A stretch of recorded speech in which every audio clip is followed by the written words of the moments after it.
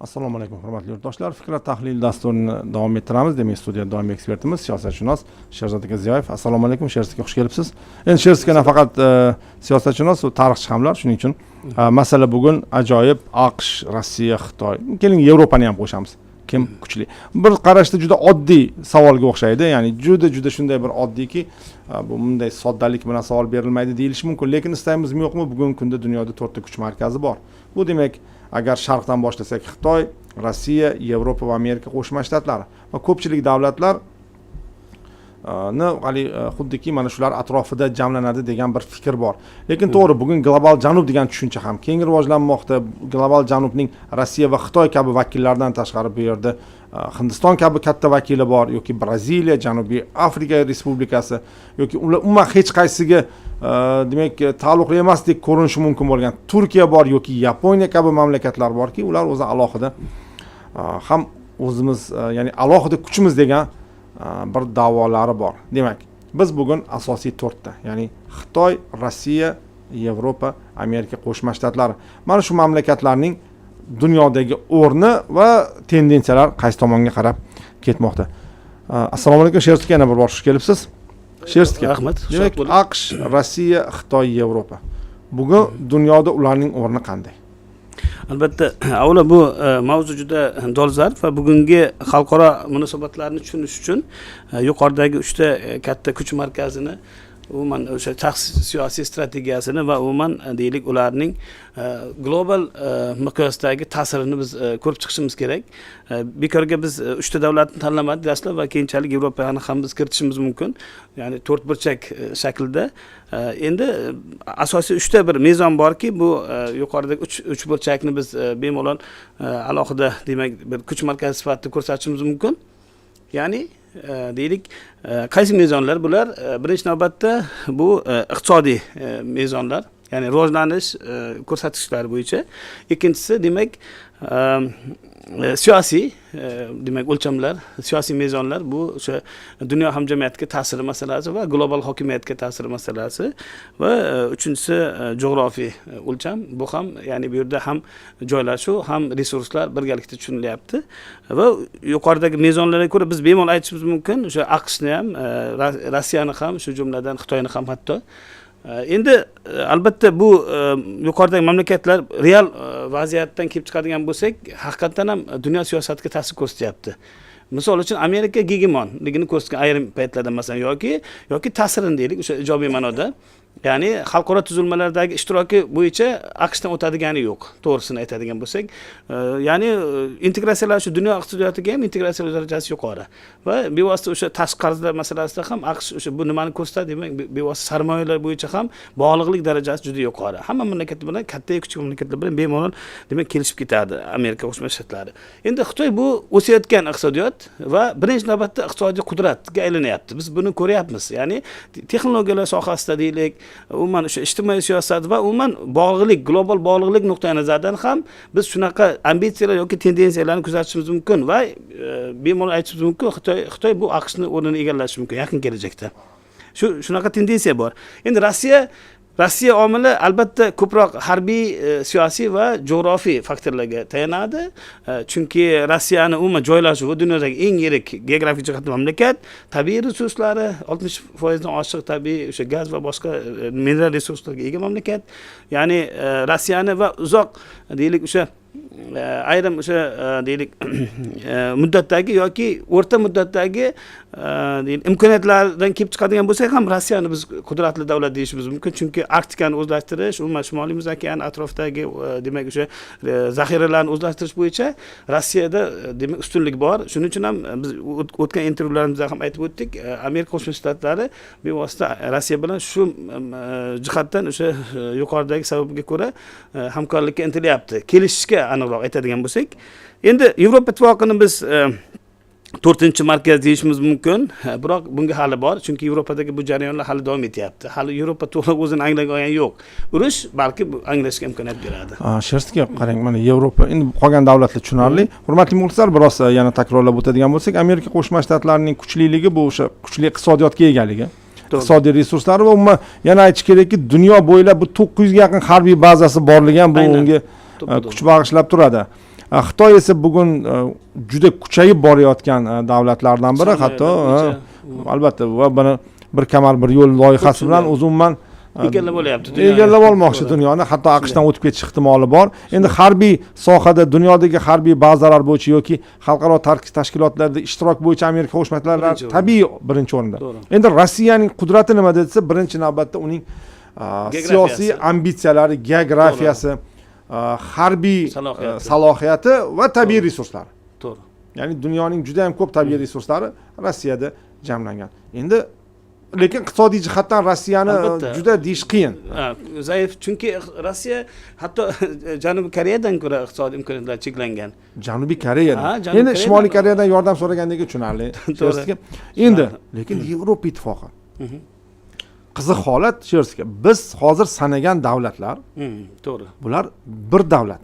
AQSh bir davlat, Rossiya bir davlat, Xitoy bir davlat.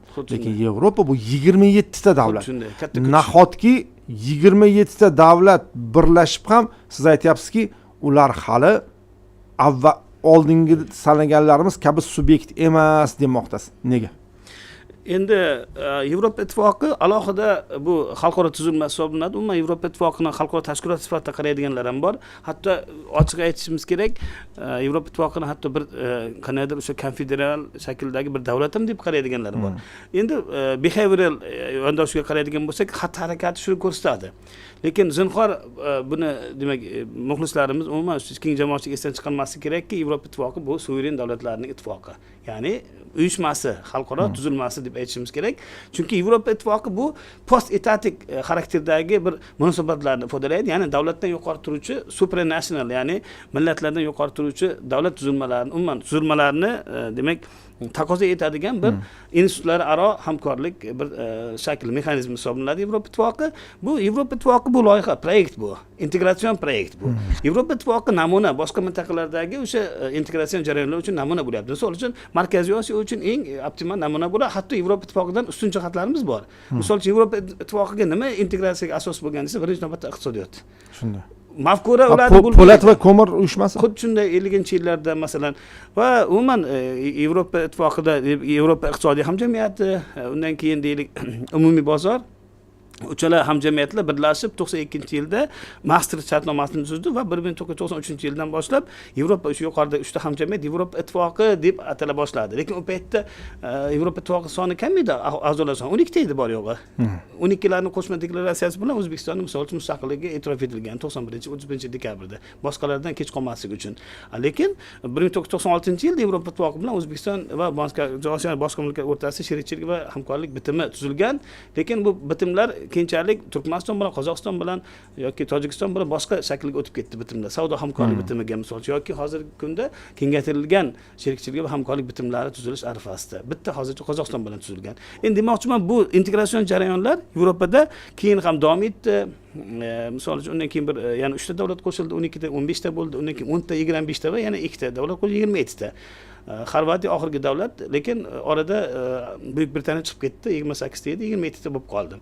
Endi shunaqa yevroskeptik qarashlar, ya'ni Yevropa ittifoqi loyihasiga salbiy qarashlar ham bor, lekin bu deylik bu jarayonni to'xtatib qolmaydi, ya'ni to'xtatmaydi, chunki Yevropa ittifoqi bu orqaga qaytmaydigan jarayon. Ertami kechmi hamma mintaqalarda xuddi shunday o'zgarishlar kuzatiladi. Markaziy Osiyoda, Janubiy Sharqiy Osiyoda misol uchun. Nega unda ular bugun kuchli hisoblanmaydi? To'ppa-to'g'ri. Kuchli emasligining sababi ulardagi ikki xil standartlar. Mana ikki xil standartlar. Chunki G'arbiy Yevropa bilan Sharqiy Yevropa mamlakatlari rivojlanish darajasi, ularning davlat tuzumi bir xil emas-ku masalan. To'g'rimi, yo'qmi?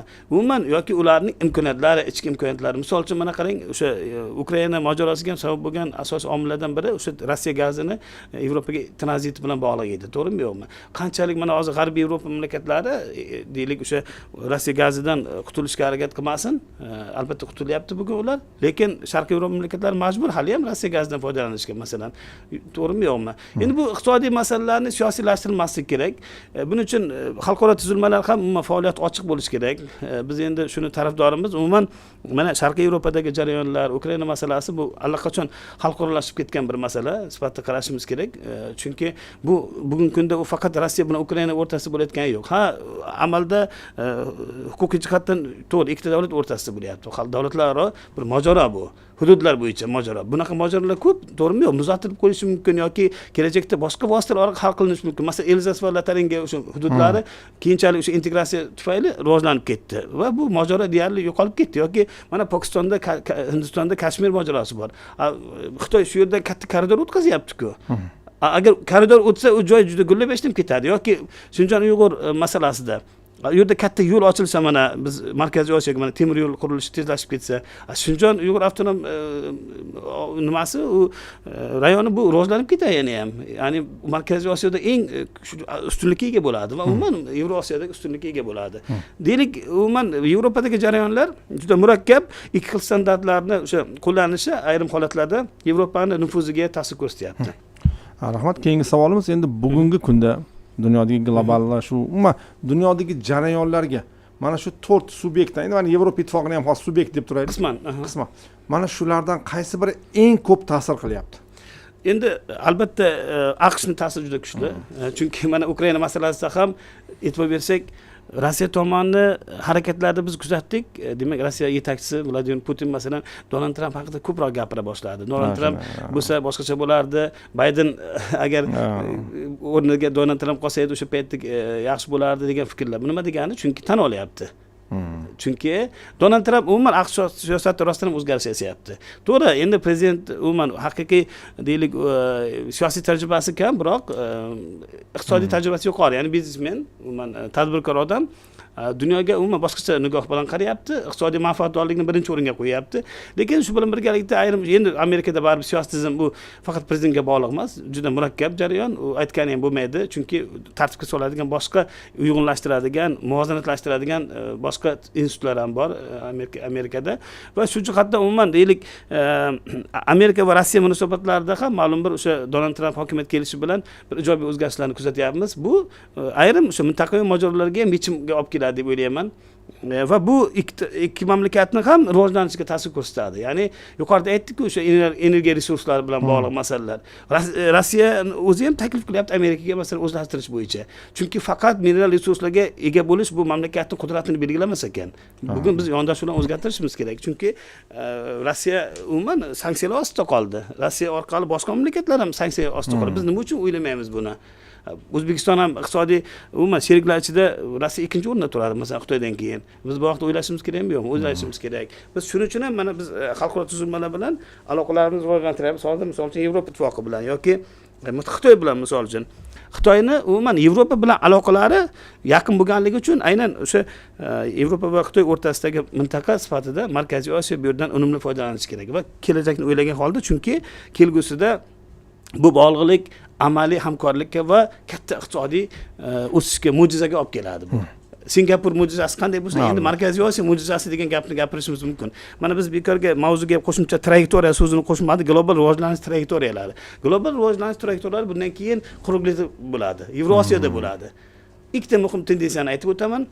Birinchisi, demak, samolyotlar o'rnini tezyurar poyezdlar egallaydi. Bu sohada Xitoy ustunlik qilyapti hozirgi kunda va bozorlar ikkinchisi.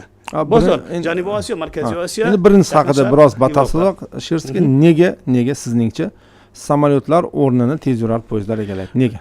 Chunki samolyotlar birinchidan xavfsizligi jihatdan va energiyani ko'p ishlatyapti ular. O'rniga uchar taksilar kelyapti-ku. Masalan, samolyotga nima hojat? Agar tezyurar poyezd bo'lsa, masalan, bugun samolyotlarda xalqaro parvozlarni amalga oshiruvchilar taxminan soatiga 1000 km tezlikda uchadi samolyotlar. Poyezdlar esa hozir 400lar atrofida, shundaymi? Xuddi shunday. Tezyurar poyezdlar 400-500 atrofida. Xuddi shunday. Bunday olib qarasa yetib qoldi. Yetib qoldi, chunki biz va xavfsizligi ancha yuqori. Yuqori va umuman mintaqalar o'rtasidagi hamkorlik masalasi bor va biz bu yerda asosiy quruqlikni o'ylashimiz kerak. Chunki mana e'tibor beradigan bo'lsak, oxirgi o'sha kapital quyilmalari, kapital bozorlar qayerda yig'ilyapti? Yaqin Sharqda yig'ilyapti, Yevropada va Sharqiy Osiyoda. o'rtada Markaziy Osiyo bog'lovchi zveno vazifasini bajaradi bundan keyin. Buniga urg'u qarashimiz kerak. Va endi Amerika misol uchun katta Markaziy Osiyo strategiyasi haqida eshitamiz. Ba'zi bu 90-yillardan bo'lgan, bu ko'proq geosiyosiy ahamiyatga ega. Bugun bu haqda yana ham ko'proq gapirishyapti. To'g'ri. Endi u umumiy global rivojlanishga xizmat qilishi kerak faqat. Biz bu masalalar ochiq gaplashishimiz kerak. Ya'ni 20 yillab urush kerak emas bizga Afg'onistonda. Bizga tinchlik kerak. Yoki yaqin sharqda deylik tinchlik kerak bizga. Shundagina biz alternativ o'sha muqobil rivojlanish imkoniyatlaridan foydalanishimiz mumkin. Chunki rivojlanayotgan mamlakatlarni bo'yniga og'ir nimalar tushgan ko'pincha, o'sha yuklar tushgan. Urushlar, pandemiyalar, masalan, rivojlangan mamlakatlar boshqa yo'llar vositalardan foydalanadi. Ularning harbiy qudrati bo'lishi mumkin, to'g'rimi, yo'qmi? Ayirmachi kuchlarni qo'llab-quvvatlashi mumkin. Masalan, qiynalgan mamlakatlar bemalol urushga ketishi mumkin a'zolari, o'sha jamiyat a'zolari masalan, buni suiiste'mol qilish kerak emas. Ya'ni ochiq masalan hal qilish kerak. Texnologiyalar masalasida, deylik, o'sha resurslar o'zlashtirish masalasida faqat xomashyoni tashib ketish kerak emas, balki uzoq muddatli iqtisodiy hamkorlik kerak. Mana Xitoy masalasida ham biz shunga urg'u qaratishimiz kerak. Chunki kechagi Amerika, chunki bugungi Xitoy, xuddi shu Amerikadagi kamchiliklarni Xitoyda ko'rishimiz mumkin. Chunki Xitoy uchun hozir to'g'risini aytadigan bo'lsak, u katta, ya'ni rivojlanish pallasida turibdi. Rivojlanishi ham mumkin, tushib ketishi ham mumkin. Bu tomoni ham bor. Ya'ni Xitoyning o'ziga yarasha muammolari bor. 1,5 milliard aholini boqish, tartibga solish qiyin. To'g'rimi, yo'qmi? Amerika juda yengil, mobilniy. Ya'ni 500 million aholi bilan bemalol ish qilish mumkin. Ular ham ko'pchiligi ular malakali nimalar, mutaxassislar hisoblanadi. Amerikaning kuchi ham shunda, yuqori texnologiyaga asoslangan eng yirik deylik o'sha dunyo miqyosidagi kompaniyalar, transmilliy korporatsiyalar ham Amerikaga tegishli masalan. To'g'ri, Xitoy bu sohada e'tibor olishga harakat qilyapti, masalan, sun'iy intellekt sohasida va boshqa yangi texnologiyalar sohasida. Endi bu yerda deylik global rivojlanish trayektoriya deganda bevosita o'sha ham jo'g'rofiy nuqtai nazardan, ya'ni o'sha qaysi hududlar rivojlanish taraqqiyot markaziga aylanadi va sohalar bo'yicha. Chunki sohalarga ham iqtisodiyotlarni tarkibi o'zgartirishga olib keladi bu narsa, bu holat va bu men o'ylayman rivojlanayotgan mamlakatlarga katta ustunlik beradi. Misol uchun Braziliyaga, misol uchun Hindistonga katta ustunlik beradi. Yoki O'zbekistonga, markaziy davlatlariga katta ustunlik beradi. Chunki ularni deylik foydalanmagan imkoniyatlari bor. Tabiiy resurslar yaxshi, energiya arzon, ishchi kuchi arzon, ko'payib boryapti, aql, inson salohiyati yuqori. Faqat bozorlar masalasi hal qilinyapti, transport logistika masalalari. Biz xohlamasak bundan dunyo manfaatdor aslida. Albatta. Ya'ni Markaziy Osiyodagi transport logistika muammolari tugunlarini yechishda dunyo mamlakatlari manfaatdor birdek masalan. Shu jihatdan biz bu ustunlikdan unumli foydalanishimiz kerak. Rahmat. Endi mana keyingi savol. Ko'pincha mana kimnidir, nimadirdir yoki qaysidir tashkilotning yetakchiligi haqida gapirganda sifatlar bir-biriga o'xshaydi. Ya'ni mana bu sohada bular yetakchi deymiz. Lekin biz mana boyagi 4 ta subyektni yetakchiligi yoki bir nima deydi, ustunligi haqida gapirganimizda ular bir-biridan farqlanadi. Deylik, Amerika Qo'shma Shtatlarining bu gegemonlikka harakati, o'ziga xos, ya'ni u dunyo jandarmiga aylangisi keladi. Rossiya esa agressiv. Agressivligi bor. Yoniga biroz agressiv. Xitoyning esa juda katta ambitsiyalari bor. Ha, ambitsiyalari bor, juda ham o'ziga balki masalan mos bo'lmagan ambitsiyalar bo'lishi ham mumkin. O'zida muammolari bor masalan Xitoyda ham. Lekin tashqariga ambitsiyalar juda katta. Yevropa esa bu ikki standartliligi bilan juda mashhur. To'g'ri.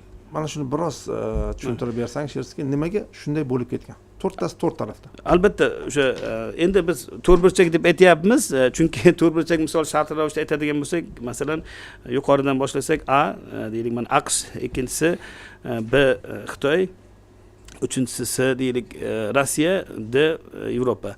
Bu yerda masalan qaysidir ikkita burchak mamlakatlar bir-biri bilan to'g'ri muloqotga kirishmasligi mumkin. Misol uchun deylik Rossiya bilan deylik Yevropa to'g'ri aloqaga kirishmasligi mumkin. Rossiya Amerika orqali Yevropa bilan bog'lanadi yoki Yevropa deylik Xitoy orqali Rossiya bilan gaplashishi mumkin.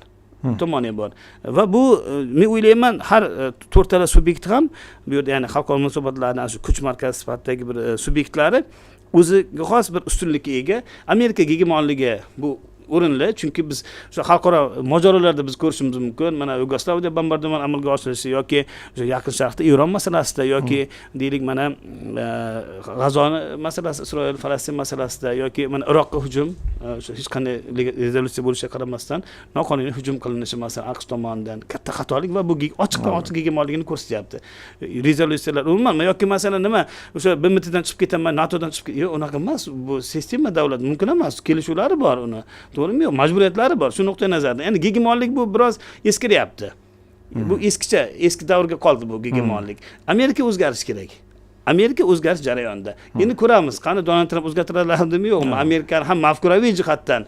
Misol uchun Amerika tashqi siyosiy strategiyasi yoki milliy xavfsizlik konsepsiyalarida qaysidir mamlakatlarni ochiqdan ochiq dushman do'st deb ajratadi masalan. Dushman do'st degani badiiy kitoblarda bo'ladi. Real hayotda umuman davlatlar o'rtasida dushman tushunchasi juda manfaat tushunadi. Ana ehtiyoj va manfaatlar. Iqtisodiy ehtiyojlardan kelib chiqish kerak va davlatlarning kollektiv manfaatlari, ya'ni davlat manfaatlaridan kelib chiqib, bu shaxslarga bog'liq emas, tizimga bog'liq masala sifatida qarash kerak. Misol uchun Amerikaning ishchi kuchga, malakali ishchi kuchlarga doim ehtiyoji yoki kapitalga ehtiyoji bugun oddiy haqiqat-ku, to'g'rimi yo'qmi? Mana shuning uchun ham bir Saudiya Arabistoni degan mamlakat bilan kelishishga majbur bo'lyapti masalan, to'g'rimi yo'qmi? Shunday. Bog'liqda masalan, bu yerda Saudiya yordam beryapti Amerika iqtisodiyoti uchun. Bunday qaraydigan bo'lsak-da, masalan, o'sha oxirgi o'sha kelishuvlarni nazarda tutadigan bo'lsak, yoki Xitoy masalasida deylik, mana biz AQSh hegemonligini aytdik, Xitoyning o'sha ambitsiyalari. Ya'ni biroz haqiqatdan uzoq bo'lishi mumkin. Masalan, o'sha bir makon bir yo'l loyihasi bu to'g'ri iqtisodiyotlar va jamiyatlarni bir-biriga bog'laydi, lekin o'zaro manfaatdorlik bo'lishi kerak. Ya'ni o'sha qaramlik emas, teng, win-win deymiz-ku. Xitoy matbuotida ko'p ishlatiladi bu narsa, win-win. Ya'ni yutuq plus yutuq. Ya'ni hamma yutuqda.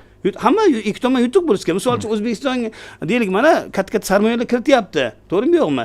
Lekin bu ochiq bo'lishi kerak-da. Ya'ni bu yerda deylik O'zbekiston hukumat bilan ochiq ishlash kerak. Ayrim deylik guruhlar bilan ishlamaslik kerak, balki davlat bilan teng va jamiyat bilan teng gaplashish kerak bu yerda. Va men o'ylayman bu sohada Xitoy ham o'zgarishlarga majbur. Mana oxirgi paytlarda mana Xitoy o'sha AQSh bilan savdo urushida ham Xitoy kelishishga majbur bo'ldi. Chunki Xitoy tushunib yetdi, o'zini kamchiliklarini hatto bu ambitsiyalardan ko'ra real qarash kerak ekanligini tushunib yetdi. Va shu nuqtai nazardan bu ambitsiyalar noo'rin, balki real iqtisodiy imkoniyatlardan kelib chiqish kerak. Misol uchun men shunday xabarlar eshitdim, Xitoy ham Rossiyaga ham Ukrainaga qurollar sotar ekan masalan.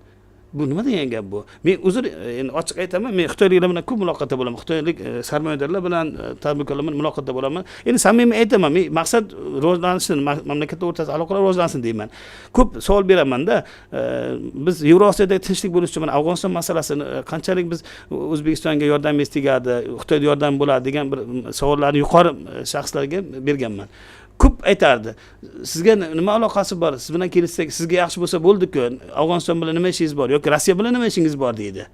Qanday ishimiz bo'lmaydi biz Afg'oniston bilan? Biz yonimizdagi yoki nima uchun biz bilan alohida, ular bilan alohida gaplashadi? Yo'q, ochiq bo'lish kerak. Ana biz mana oxirgi paytlarda O'zbekistonning xalqaro tuzilmalardagi ishtirokining faollashuvi ana shu ehtiyojlar, yuqoridagi o'sha hegemon davlatlar va ambitsiya tarafdorlari bugun Xitoy kabi yoki AQSh kabi mamlakatlarni ta'siridan saqlanish uchun, muvozanatlash uchun biz aynan shu xalqaro tuzilmalarga a'zo bo'ldik. Turkiya davlatlar tashkiloti bu kechikib bo'lsa ham qabul qilingan xalqaro maydondagi bir gigant bir loyiha. Turkiya davlat tashkiloti bu sarmoya xarakteriga, ijtimoiy xarakteriga va boshqa ko'p jihatdan istiqbolni belgilab beradi. Geostrategik ahamiyatga ega bo'lgan portlash effektini olib keladigan bir tashkilot bu. Buni qarashimiz kerak bunga. To'g'ri, mediada ko'p yoritilmayapti, lekin agar buni iqtisodiy imkoniyatlari yoki boshqa harbiy salohiyati yoki deylik mana kelishuvlar, strategik bog'liqlikni, siyosiy, madaniy rishtalarni agar nazarda tutadigan bo'lsak, bu deylik o'sha bizga katta ustunlik beradi. Demak, Xitoy masalasida biz aytib o'tdik, o'sha ambitsiyalari noreal ekanligini aytdik. Endi Rossiya masalasiga keladigan bo'lsak, Rossiyada bugun ichki qandaydir o'sha Ukraina mojarosida ham bo'linish bor qisman, lekin buni hukumat ochiq aytmaydi. Lekin Rossiya yon berishga majbur siyosiy jihatdan. Urushda Yevropaliklar o'ylagandiki, qisqa vaqtda urush egallashi qiyin. Biz kuchi yetadi deb o'ylaganda Ukraina ya'ni qarshilik ko'rsatishga qarshilik ko'rsatdi, to'g'ri, lekin Rossiyani o'sha iqtisodiy imkoniyatlarini to'g'ri baholay olmadi. Ya'ni kerak bo'lsa arzon narxga bo'lsa ham neftni sotib urushni moliyalashtiryapti, ochiq aytadigan bo'lsak. Hindiston sotib oldilar neftni, dunyoga sotyapti yoki eksport shaklida bu jarayon davom etyapti. Bu bir jihatdan bu tortishiladigan masala bu. Lekin insoniyat masalan o'sha oddiy insonlar hayoti uchun muhim-ku, ayrim xomashyo masalan. Rossiyadan qaysi mamlakat olyapti-da, ya'ni eksport qilyapti savdosi uchun, tirikchiligi uchun, misol uchun, to'g'rimi? Ularni ham tushunish kerak. Ya'ni sanksiyalar ochiq bo'lishi kerak-da. Bu yerda Yevropa tomonidan o'sha urushning dastlabki yillarida o'sha Ukrainani ochiq ravishda qo'llab-quvvatlamagani bu sabab bo'ldi va bu men o'ylayman Ukrainani katta o'sha nimaga halokatga olib keldi deb o'ylayman va bu bo'yicha deylik bu xalqaro masala sifatida bunga qarash kerak va Rossiya yon beradi. Kelajakda hozir mana kuzatyapmiz, urushning 4-yili davom etyapti. Yevropa tomoni deb qarshilik harakatlarini kuchaytiryapti. Aniq pragmatik harakatlar bor. Men o'ylayman, muzokaralarga nima uchun Rossiya kirishdi masalan? Chunki siyosiy jihatdan endi u kimga hujum qilyapti? O'zining birodariga, qardoshiga hujum qildi. Buning mafkuraviy, ma'naviy tomoni ham bor. Hech qanday Ukraina rahbarlari ham, Rossiya rahbarlari ham oqlab bo'lmaydi bu urushni. Ikki tomonlama masala. Qanday qilib bu ikki qardosh xalqlar bir-biri bilan urushib qoldi? Yo'q, bu yerda demak o'sha tashqi kuchlar aralashuvi sodir bo'ldi bu yerda. Mana endi Donald Trump boshqacha qarayapti bu masalaga. Mayli, mineral resurslarni olish mumkin, lekin bu yerda Marshall plani bo'lishi mumkin katta kelajakda masalan. Xitoy ham hatto masalan ayrim asosiy o'sha Yevropaga boradigan temir yo'llarni yana o'sha Ukraina orqali o'tkazish mumkin. Tinchlikka erishilsa agar, tinchlik jarayonlari boshlansa, tiklanish jarayonlari mamlakatda bu Ukrainaning ustunligini ko'rsatadi masalan. Va Rossiyadagi muammolar birinchi navbatda siyosiy masala. Siyosiy o'sha tizim ochiq bo'lmaganligi, masalan, yolg'on ma'lumotlar berilgan matbuotga masalan, bu erta bugun baribir yuzaga chiqadi-ku. To'g'rimi yo'qmi? Bugun yuqorida aytdikmi bekorga, to'g'ri harbiy salohiyat bo'lib turishi mumkin. Yoki geografik joylashuvi, tabiiy resurslari katta imkoniyat. Lekin qachongacha bu shuni sotish hisobiga bo'ladi? Qachongacha? Demak, ular iqtisodiyotni o'zgartirish kerakmi yo'qmi? Iqtisodiy ochiq islohotlar siyosiy islohotlarga ham olib keladi. Urush tufayli ikki karra olib keladi va men o'ylayman bu men endi ko'pchilik mana ochiq aytaman, rossiyalik mansabdor shaxslar yoki ekspertlar mendan ko'p maslahat olib turadi, ochiq aytaman-da. Ular aytadi, siz nima deb o'ylaysiz? Men aytib ochiq aytaman ularga. Sizlar sal tanqidiy qarashlaringiz kerak o'zlaringizga deyman. Chunki dunyo bilan kurashib bo'lmaydi-ku. Dunyo eshitish kerak baribir, to'g'rimi yo'qmi? Ko'pchilik haq bo'ladi-ku baribir. Shu nuqtai nazardan bu yerda Ukraina masalasida rossiyaliklar demak yon berish kerak. Yon beryapti, faqat ochiq aytmayapti. Mana biz buni muzokaralar jarayonida bilishimiz mumkin. 21 yilgacha kurashganmiz deyapti o'sha nimani muzokara guruhining rahbari Medinskiy. Gap u kurashda emas. Ya endi domla yana bir narsani hisobga olish kerak. To'g'ri, Rossiya delegatsiyasi buni aytib yubordi, lekin u qaysi yili edi? Qaysi asrda edi degan savol ham borda. Ya'ni u 21 yil kurashgan davrlar bu tezkorlik yo'q davrlar. U davrlarda ota arava bilan borib kurashganda, bu avtomobillar, tanklar bilan borib hech kim kurashmagan-ku. Yoki samolyotlar g'izza-g'izza. Masalan, bugungi kunda shu darajaga borib yetganki, samolyotlar bir-biriga yaqin kelmasdan urishyapti bu. Xuddi shunday. Hali 100 kilometrdan urishyapti. Bu bunaqa davrda 20 yillab ham urushamiz deb. Yana bir narsa, Sherskiy. To'g'ri, Rossiya qattiq gapirib yubordi, lekin bir tomondan o'ylash kerakki, Rossiya tomoni 21 yil kurashda xalqchi degan masala. 21 yil o'sha Medinskiy urusharmikan? Rahmat. Yoki o'sha boyiga muzokara guruhida borganlar urusharmikan? Yo'q, albatta. Ularning o'g'li ham bormaydi, ularning qizi ham bormaydi bu urushga. Biz borsin demoqchi emasmiz. Ammo ming afsuski, bu o'sha Yevropa taraflarida qadimdan qolgan kattalarining bolalari shunday chetga chiqib oladi. Yoki endi to'g'ri chetga chiqmaydiganlar ham bo'lishi mumkin, ammo urush tugagandan keyin kattalari kelishib ketadi.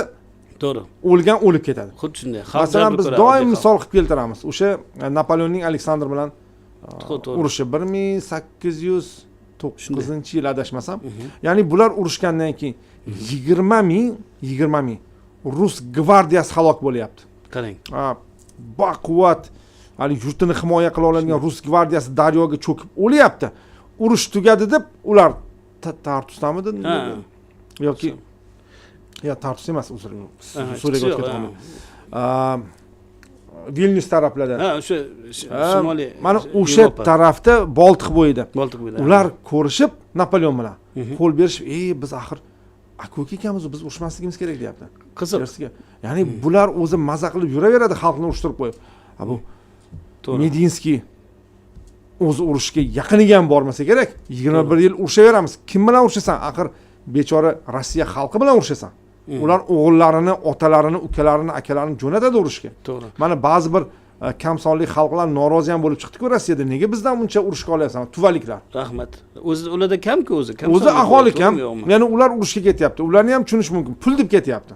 Chunki katta pul beryapti-da. E'tibor bering. Qarang, afsuski bunaqa hissiyotli masalalar enga e'tibor berishimiz kerak. Ya'ni davlatlar yuqorisida turuvchilar bundan buni hisobga olish kerak. Boshqa maqsadda foydalanish kerak emas. Bu xalq o'rtasida xalq urushi emas-da endi bu. Ya'ni bu bugungi kontekstdan kelib chiqishimiz kerak. Umuman bu yerda iqtisodiy kurash ochiq aytishimiz kerak. Mana siz tarixchisiz. Qarang, haqiqatdan o'rta asrlar qaytganga o'xshaydi. O'rta asrlarda ham asosan urushlar sulolalar o'rtasida bo'ladi. Xuddi shunday. Rahmat Gabsburglar yoki Franklar masalan. Ya'ni bu yerda xalq bilan aloqasi yo'q edi. Sulolalar urushadi. Bugun ham shunga o'xshab ketyapti. Ya'ni tepada rahbarlar urushyapti-da. Endi to'g'ri, bular endi albatta ma'lum bir o'sha endi ularni argumentlari balki qarang, Cherskiy, biz har doimchi asoslashga harakat qilishadi. To'g'ri. Har doim. Masalan, Gitler ham, o'sha Yovuz Gitler ham o'zini harakatlarini asoslashga harakat qilgan. Ya'ni bular unda edi, biz bormasak u kelardi, u kelmasa biz borardik. Sovet ittifoqi nima degan? 39-yil, mana ko'pchilik e'tibor bermaydigan. Ribbentrop-Molotov paktidan keyin Polshani yarmini bosib olganda. To'g'ri.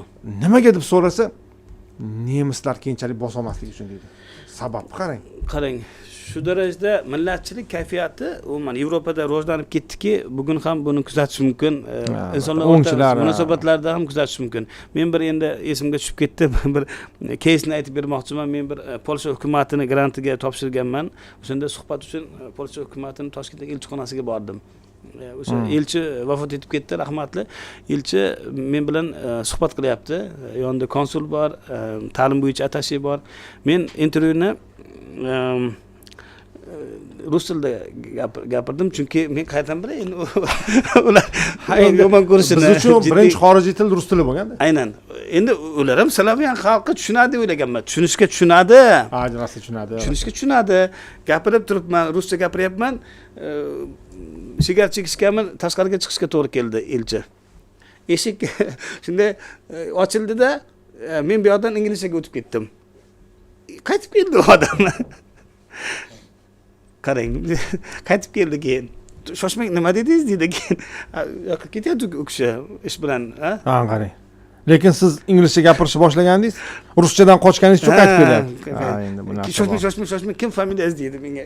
Familiya yozib oldi, menga grant berdi. Endi polakcha gapirganingizda o'sha yerdan samolyotga o'tkazib yuborardi o'zi. Rahmat. Endi mana shunaqa bir mafkuraviy qarama-qarshiliklar afsuski xalqlar o'rtasida ham munosabatlarga ta'sir ko'rsatyapti. Endi global rivojlanishga albatta ta'sir ko'rsatadi, chunki migratsion to'lqin misol uchun mana Ukrainani tiklash uchun yillar kerak endi masalan. Hali Ukrainaliklar qaytib kelsa yoki Germaniyada o'sha Sharqiy Germaniya, G'arbiy Germaniya birlashish uchun u qancha vaqt ketdi? Vaqt emas, sa'y-harakatni ayting, mafkuraviy jihatdan. To'g'rimi yo'qmi? Shuning uchun aslida ular boshqa g'oyada katta bo'lgan xalq. Xuddi shunday. Endi shuning uchun har qanday g'oya ijtimoiy bir xarakterga ega bo'lishi kerak birinchi navbatda. Ya'ni geosiyosiy kurashlar ham ma'lum bir ichki ijtimoiy ehtiyojdan kelib chiqish kerak-da. Ba'zida bo'rtiriladi bu ehtiyojlar. Ochiq aytadigan bo'lsak masalan, ya'ni fildan pashshadan fil yasaladi masalan. Mana Afg'oniston masalasida deylik, mana ekstrem hech qanday nima yo'q ekan, xavf. Qanday musulmonga xavf bo'ladimi? Yo'q, xavf bo'lmaydi. Yo'q, boshqalar demak buni xohlamagan. Rahmat, ko'ryapsizmi yo'qmi? Demak, bu yerda ko'p biz bilmagan masalalar bor yoki G'azo masalasida yaqin Sharqda masalan, to'g'rimi yo'qmi? Va mana arablardan so'rasak, ular umuman bog'liqligini e'tirof etmaydi masalan G'azo bo'yicha. Chunki u yerda butunlay deylik Amerikani ishlaydi. Amerikani o'sha ayrim o'sha razvedkasi bemalol ishlaydi ular bilan masalan. Cherskiy, mana endi mavzuda siz boya rivojlangan trayektoriyalar atamasini, tushunchasini ishlatdingiz. Rivojlanish trayektoriyalari, ya'ni global rivojlanish bilan bog'liq qaysi yo'nalishlarni biz kuzatishimiz mumkin? Ya'ni dunyo qayerga qarab ketyapti? Ya'ni yuqorida aytganimizdek AQSh, Xitoy, Rossiya ular o'rtasida qaysi kuchliroq? Ularning ya'ni rivojlanish, ular taqdim etayotgan rivojlanish loyihasi kuchliroq. Misol uchun mana Amerika ham o'sha Ipak yo'li loyihasini, ya'ni New Silk Road Project e'lon qilgan. Bu Kavkaz mamlakatlari, Markaziy Osiyoni birlashtirish va Janubiy Osiyoni birlashtirish orqali umuman o'sha Yevrosiyada, butun dunyoda katta iqtisodiy demak rivojlanishga, o'sishga olib kelish kerak edi bu loyiha. Lekin buni yechish oson bo'lmadi, chunki ularni demak o'sha Amerikani deylik o'sha gegemonligi biroz ta'sir ko'rsatdi. Hukumatlar bilan ishlamasdan ayirmachi guruhlarni qo'llab-quvvatladi. Misol uchun o'sha Pokistonda terrorchi tashkilotlarni qo'llab-quvvatladi yoki mana Suriyada qisman deylik o'sha ayrim tashkilotlar bilan ishlay boshladi. Va Afg'onistonda toliblar bilan kelishdi Qatarda, lekin IShID bilan yana birga ishlay boshladi. Nima degan gap bu? Ko'ryapsizmi? Juda bir xavfli bu masala aslida. Xo'p, demak, rivojlanish trayektoriyasi deganda bu yuqorida deylik o'sha taklif qilayotgan bu mamlakatlar qanchalik istiqbolli, ya'ni AQShning yo'li, Xitoyning yo'li, Rossiyaning yo'li yoki Yevropa ittifoqining yo'li, qaysi dunyo uchun maqbul? Endi AQSh demak o'zini biroz eskirdi, davr jihatdan ham hatto ko'p sohalarda orqada qolyapti. AQShda o'z muammolar yetarli. Shuning uchun mana iqtisodiy o'sha savdo tashqi aloqalarini o'zgartirishga va qayta ko'rib chiqishga majbur bo'lyapti AQSh deylik. Bu ma'lum bir vaqt talab qiladi va muayyan o'sha ya'ni bu yerda faollanish kuzatilmaydi. AQSh tomonidan passivlik, passivlikni kuzatishimiz mumkin. Bu o'rinda qaysi davlat egallash kerak? Xitoy demak egallashi mumkin. Lekin Xitoy uchun talablar bor. Mana oxirgi voqealarga e'tibor beradigan bo'lsak, Xitoy imkon qadar shu jarayonlarni kuzatyapti. AQSh bo'shliq qoldirayotgan hamma sohalarni demak egallab olyapti. Mintaqalarni ham shu jumladan. Misol uchun Lotin Amerikasidan qo'lini cho'zyaptimi? Xitoy borib Lotin Amerikasi bilan kelishyapti yoki Yaqin Sharqdan qo'lini tortyaptimi? Masalan, deylik mana yaqinda o'sha G'azoda yuk bermadi, Xitoy borib yuk berdi, misol uchun, to'g'rimi yo'qmi? Yoki mana Amerika tomoni ayrim mendagi ma'lumotlarga ko'ra Isroil Yahudiy lobbisi Hindistonni qo'llayapti. Mana Pokiston Hindiston trashuvida. Xitoy Pokistonni qo'llayapti. Oson kech mana Imron Xonning hokimiyatdan olinishi aloqasi bor deb o'ylayman. Yahudiylarning ochiqdan ochiq aloqasi bor bu yerda. Keyin boshqa mavzular aytib o'tishimiz mumkin. Bu murakkab jarayon va Xitoyning o'sha loyihalari. Xitoy umuman bu yerda deylik ma'lum bir yaqin mintaqalar bilan hamkorlikni rivojlantiryapti va Xitoyning masalan arab davlatlari bilan aloqalari juda yaxshi. Energetika sohasida yoki yuqori texnologiyalar sohasida misol uchun yoki Yevropa mamlakatlari bilan aloqalar bog'liqligi juda yuqori. Katta sarmoyalar kirityapti. Yirik temir yo'l loyihalarini moliyalashtirgan Xitoy Yevropada. Misol uchun bu ustunlik beradi bemalol. Endi bu masalada Xitoy qanchalik deylik o'sha demokratik va ochiq o'sha deylik o'sha prinsiplarga ko'ra ish olib boradi. Bu masalada men o'ylayman, agar Xitoy shunga ijobiy qaraydigan bo'lsa, o'zini xatolarini ochiq tanqidni to'g'ri qabul qilsa, Xitoy bemalol Amerika o'rnini bosadi kelajakda.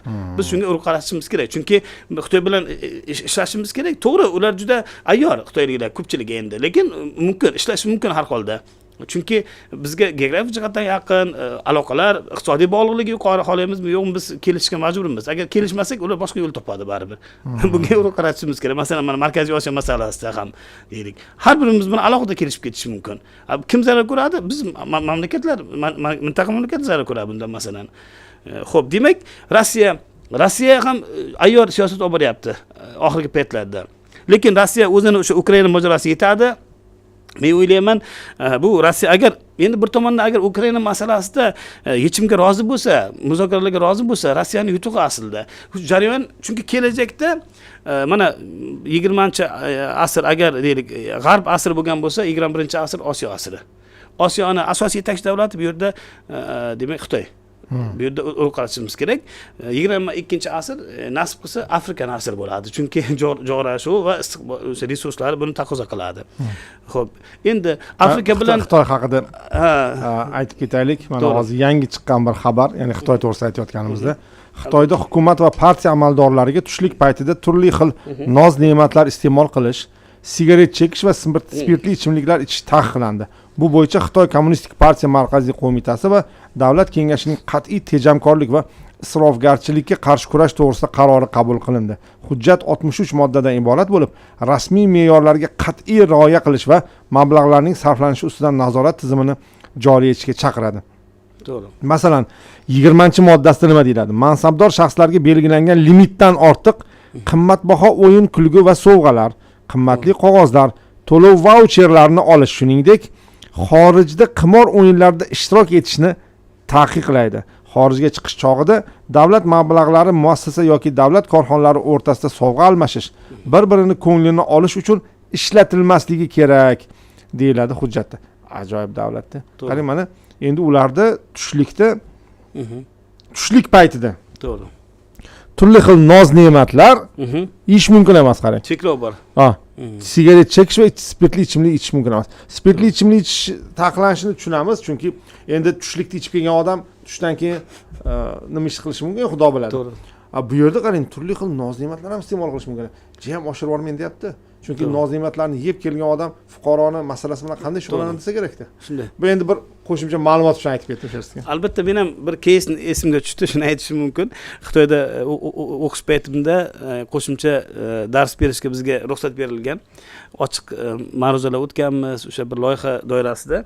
Keyin men bu ixtiyoriy edi va ya'ni ko'ngilli edi bu aslida men uchun, misol uchun, chunki bizga stipendiya berilgan, alohida bir ehtiyoj yo'q unga, yetarli bergan stipendiyamiz.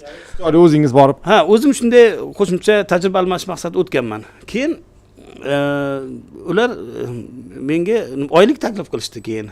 Shu o'tgan darsim uchun. Men aytdim, men uni oylik uchun o'tmadim dedim. Chunki men talabaman, paytda stipendiya yetarlicha stipendiya olaman, hamma sharoitlar qilib berilgan menga. Qo'shimcha faqat shu tajriba almashish maqsadida dedim. Yo'q, unaqa bo'lmaydi bizda deydi. Uning uchun men deydi, qamalib ketishim kerak agar oylik bermasam deydi. Keyin borib buxgalteriyaga olib borib o'zi ko'zim oldida menga shu xizmat haqqi oldirdi. Qo'l qo'ydirib, hamma joyda kamera bor. Keyin erkin nafas olib rahmat aytdi menga. Shundan bildimki, demak korrupsiyaga qarshi kurash jiddiy Xitoyda. Chunki jamiyat juda murakkab, din jihatdan, til jihatdan farq qiladi, madaniyat jihatdan har xil joydan kelgan rivojlanish darajasi farqli, masalan, o'sha mintaqalar o'rtasida ham bog'liqlik kam Xitoyda va shu nuqtai nazardan davlat korrupsiyani oldini olish uchun harakat qilyapti hozir. Endi qisqa vaqtda bir yuqori ko'rsatkichga erishgan mamlakat, albatta bu o'sha ayrim muammolar, sharqona ayrim muammolar bor, o'sha avtoritar rejimlarga xos bo'lgan. Lekin bu o'zgaryapti bugun. Endi qanchalik bu o'zgarishga uchraydi, biz kuzatamiz, chunki albatta modernizatsiya ma'lum bir o'sha jamiyatdagi to'liq kompleks, demak o'sha o'zgarishlarni taqozo etadi. Faqat iqtisodiy emas, balki siyosiy, ma'naviy nuqtai nazardan, masalan, o'sha yangicha qarashlarni taqozo etadi. Chunki Xitoyda rivojlanish imkoniyatlari yuqori-ku, nima uchun foydalanmaydi? Ustunligi ham bor, masalan. Sun'iy intellekt bo'yicha ham loyihalarimiz bor, sherzki. Endi Xitoydan kelayotgan xabarlarni ko'rib o'ylayman, ular kelajakda yashayapti deb o'ylayman-da. To'g'ri. Sherzki, keyingi savolimiz, Amerika Qo'shma Shtatlari, mana ko'ryapmiz, so'nggi davrda Rossiya bilan ancha yaqin bo'lib qoldi-ku. Yaqin bo'lib qoldi qanday? Iliqlashdi nisbatan aloqalar. Va bunda tahlilchilarning fikriga ko'ra, bu o'sha biroz Xitoydan uzish ham Rossiyani. Ya'ni bu yerda nafaqat Rossiyadan uni deylik tabiiy boyliklardan foydalanish, uni biroz Xitoydan uzish ham. Uzoqlashtirish. Xitoy o'zi shundoq ham kuchli. Endi agar buni biqinida Rossiya turadigan bo'lsa, yana ham kuchayib ketadi degan AQShning xavotiri bor deyapti. Shuning uchun Rossiya bilan munosabatlarni iliqlashtiryapti. Tramp nuqul maqtaydi, umuman Vladimir Putin ham juda ko'p maqtayapti Trampni. Mana shunday ketyapti. Bu orada esa Yevropa ittifoqi AQShdan mustaqil Xitoy bilan munosabatlarni yaxshilashga harakat qilyapti. To'g'ri. Ana endi mana shu nima deydi, rokirovkaga o'xshab ketar. Xuddi shunday. Bir vaqtlar Rossiya Xitoy eng zo'ri, AQSh Yevropa eng zo'ri edi. Endi esa ko'ryapmizki, AQSh Rossiya bilan, to'g'ri. Yevropa esa Xitoy bilan. Shu haqda o'zgaryapti. AQSh bilan Rossiya endi tarixda qaraydigan bo'lsak, qarama-qarshi bo'lgan. Sovuq urush paytida ham deylik o'sha ikkita qutbni boshqargan ular, Sovet ittifoqi o'sha Rossiyani o'rnida bo'lgan ilgari va yangi davrda mana yaqin yillargacha ham bu qarama-qarshilik kuzatilar edi. Endi bu hali bu katta muddat emas, bo'lgan bo'lsa 5-6 oylik gap bu hali Rossiya bilan Amerika o'rtasida. Lekin mana aytdik-ku, yuqorida obyektiv sabablar bor, rivojlanish bilan bog'liq. Chunki mana Amerika o'zini o'sha suyultirilgan gazini Rossiyaga sotishni xohlayapti. O'zida ham juda katta resurslar yig'ilib qolgan. Endi faqat bu resurs emas, bu yoqda Xitoy yangi rivojlanish trayektoriyalarini belgilayapti. Istiqbollar ko'rinyapti Xitoyda va bu bunda deylik o'sha Amerika uchun Rossiya va Xitoyning birlashishi katta xavf bo'lishi mumkin. Ya'ni birgalikda xavf bo'lishi. Ya'ni Rossiyani o'zi aslida AQShga katta xavf emas. Tan olishimiz kerak. Faqat harbiy masalalar nazarda tutilmayapti bu yerda. NATOning o'zi juda kuchli o'zi. Agar NATO urushga kirishadigan bo'lsa, bemalol Rossiyani bemalol yutish mumkin. Lekin bu yerda gap bu vaqtda ketmayapti hozir. Chunki NATOda Turkiya ham bor masalan. Nima uchun o'zidan o'zi urushga kirish kerak? To'g'rimi yo'qmi? Yo boshqa davlatlar ham bor masalan, to'g'rimi yo'qmi? Xo'p, demak, bu yerda Rossiyani bu yerda ayyorligini kuzatishimiz mumkin. Amerika bilan kelishga harakat qilyapti va Xitoy bilan ham bir paytda. Ya'ni Xitoy deylik Rossiyaning asosiy ittifoqchisi, lekin aslida ayrim masalalarda mohiyatan qaraganimizda aslida bu Rossiya bilan Xitoy o'rtasida qarama-qarshilik ham bor bu. Endi siyosiy o'sha rejimlar yaqin, to'g'ri, lekin iqtisodiyot farqli. Xitoy bu kapitalistik iqtisodiyot bu. Biz mohiyatga e'tibor berishimiz kerak. Nima uchun darrov o'sha AQSh bilan Xitoy kelisha oldi savdo urushida? Nima uchun? Iqtisodiy bog'liqlik juda yuqori. Yo'qotsa ikkalasi ham yo'qotadi. Lekin masalan Xitoy uchun Rossiyadan boshqa alternativlar ham bor. Arab davlatlari, Latin Amerikasi masalan Yevropa katta alternativ-ku. Markaziy Osiyo juda katta alternativ-ku. Mana yuqorida o'sha ekspertning gapi bekorga emas. Nima kerak bizga Rossiya degan gaplar? Yo'q, bu yerda Rossiya taklif qilyapti Xitoyga. Rossiya yon beryapti bunday olganda masalan. Shu nuqtai nazardan bu yon berish Rossiyani yon berishi. Rossiyani kuchayishiga va kerak bo'lsa Xitoyni kuchaytirishiga ham olib kelyapti. Xitoy bu yerda unumli foydalanyapti bu yerdan. Har ikkala jihatda ham Amerika bilan munosabatlarda, ham Xitoy bilan munosabatlarda, AQSh bilan munosabatlarda yutib ketyapti-da. Shu jihatdan biz bu qanaydir o'sha yangi kuch markazi paydo bo'lishiga olib keladi. Va Amerika uchun bu albatta xavotirli bu. Ya'ni Amerika chunki o'zini ittifoqchilarini manfaatlarini himoya qilish kerak. Qayerdagi? Misol uchun mana Xitoyni deylik, mana Shimoliy Koreya bilan aloqalari juda yaxshi, ta'siri juda kuchli. Janubiy Koreya Amerikani alyansi hisoblanadi yoki boshqa mamlakatlar, masalan Hindiston Amerika alyansi, lekin Hindiston Xitoy taraf bo'lib ketishi mumkinmi kelajakda yoki Rossiya taraf bo'lib ketishi mumkinmi yo'qmi? To'g'ri, Xitoy bilan muammolari bor Hindiston o'rtasida, lekin Rossiya bilan Hindiston birlashib ketishi mumkin. Kelajakda janubga urg'u qaratyapti. Mana oxirgi strategiyalar aytib beradigan bo'lsak, Rossiya mana bu Yaqin Sharqdagi voqealardan keyin aralashmay turgan edi. Afg'on masalasidan o'zini qo'lini tortgan edi. Chunki asosiy e'tibor Suriyaga va keyin Ukrainaga. To'g'rimi yo'qmi? Yo'q, Rossiya o'zini strategiyasini o'ylab ko'rdi. Rossiya qaytdi. Markaziy Osiyoga qaytdi, Afg'onistonga qaytdi. Chunki Suriya masalasida yechim bo'ldi deyarli. Rossiya real vaziyatni baholayapti hozir. Garchi o'sha Rossiya qo'llagan Bashar al-Asad chiqib ketgan bo'lsa-da hokimiyatda. Hozir Turkiya bilan Amerika birlashyapti bu yerda. Mana masala qayerda? Mana biz Turkiya bilan munosabatlarda ham shu urg'u qaratishimiz kerak. Turkiya hamma jarayonlar juda murakkab. Tushuntirish qiyin ba'zida. Tushuntirishga ularni Turkiyadagi vaziyat imkon bermayapti. Ya'ni yuqori hokimiyat xalqqa yoki uni ittifoqchilariga tushuntirishga imkon bermayapti. Juda murakkab vaziyat. Suriyada kelishga majbur bo'ldi. Demak, o'sha Amerika bilan Turkiya va mana Gretsiya masalasida ham bu istiqbollar hali mana nima masala, o'sha Kipr masalasida deylik, mana O'zbekiston yoki boshqa markaziy Osiyo mamlakatlari Yevropa ittifoqi bilan munosabatlarida tan olishni aytdi. Yo'q, bu bunga istiqbolli qarash kerak. Bu kelajakda bu win-win. Ya'ni unisi sizga, bunisi bizga masalan. Nimadandir voz kechmasa nimadir bo'lmaydi. Bu narsani tushunish kerak. NATO mamlakatlar, ayrim mamlakatlar Turkiyaga qarama-qarshi edi. Yon berdi Turkiya. Turkiyaga nimadir berish kerak. Endi Turkiya oladi endi bu yerda. Ya'ni ma'lum bir o'sha imtiyozlar beriladi, ya'ni Turkiya o'sha hukumatga kerak bo'lsa, avtonomiya bo'lgan taqdirda ham demak imkoniyatlar beriladi va Yaqin Sharqdagi masalalar, deylik, mana Arab davlatlari bilan Turkiyaning hamkorligi, Eron bilan hamkorlik, Eron masalasida ham Amerika yon berishga harakat qilyapti o'sha yadro dasturi bo'yicha. Qanaydir bir ijobiy tendensiyalarni kuzatish mumkin Yaqin Sharqda. Men o'tgan intervyularimda aytdim, o'sha global tartibotga ta'sir ko'rsatadi bu Yaqin Sharqdagi jarayonlar deb bezga aytmadim, chunki bu yerda Arab davlatlari ham ma'lumotni tushunib yetyapti. Demak, o'sha bu yerda Amerika bilan kelish kerak yoki Xitoy bilan ham kelish kerak bo'lsa, Yevropa bilan kelish kerak. Bu yerda tinchlikka erishmasa bo'lmaydi. Shu paytgacha ular urushni qo'llagan edi. Ochiqni aytadigan bo'lsak, terrorist tashkilotlar qo'llagan edi shu paytgacha. Endi G'azoda barib bo'ldi, mana asosiy bir yakunlanib qoldi u. Lekin strategik masalalar bor. Men xarita olib chiqqandim. Bu yerda gaz resurslari bor. Misr yuqorisi O'rta Yer dengiz janubida yoki Isroilga yaqin hududlarda katta gaz konlari bor, misol uchun, yoki boshqa resurslar o'zlashtirishi mumkin. Keyingi savolimiz bevosita shu bo'yicha Sherstka. Ya'ni bugungi kunda mana shu yangi bozorlar yoki zaxiralarga ega bo'lish uchun raqobat qanday xarakterga, ya'ni qanday ketyapti mana shu to'rtta kuch orasida? To'g'ri, bu yerda mineral resurslar masalasi va umuman o'sha kamyob yer zaxiralari, u tabiiy gaz bo'lsin yoki oltin bo'lsin yoki boshqa masalan o'sha sanoatda ishlatiladigan xomashyo o'sha materiallar bo'lsin, bular albatta hal qiluvchi ahamiyatga ega. Agar e'tibor beradigan bo'lsak, bu 80-yillarning oxirlarida demak shunaqa bir vaziyat yuzaga kelgan edi.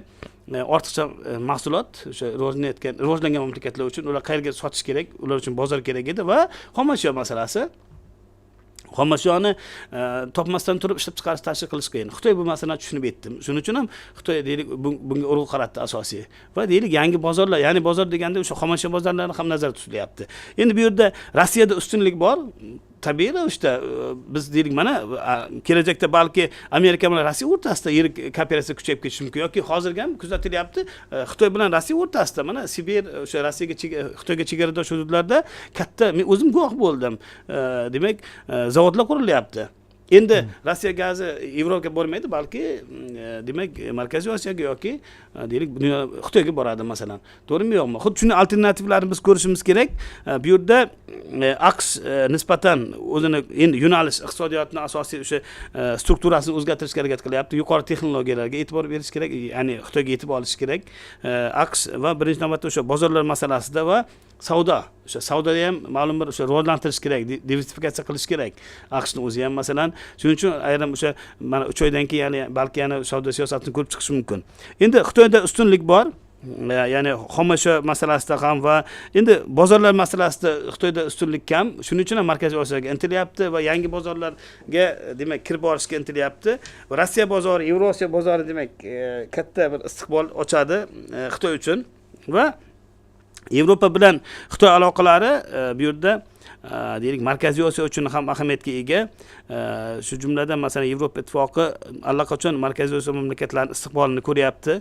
Bu yerda juda katta, ya'ni Markaziy Osiyo hudud atrofida, ya'ni bu yerda Kaspiy ham nazarda tutilyapti.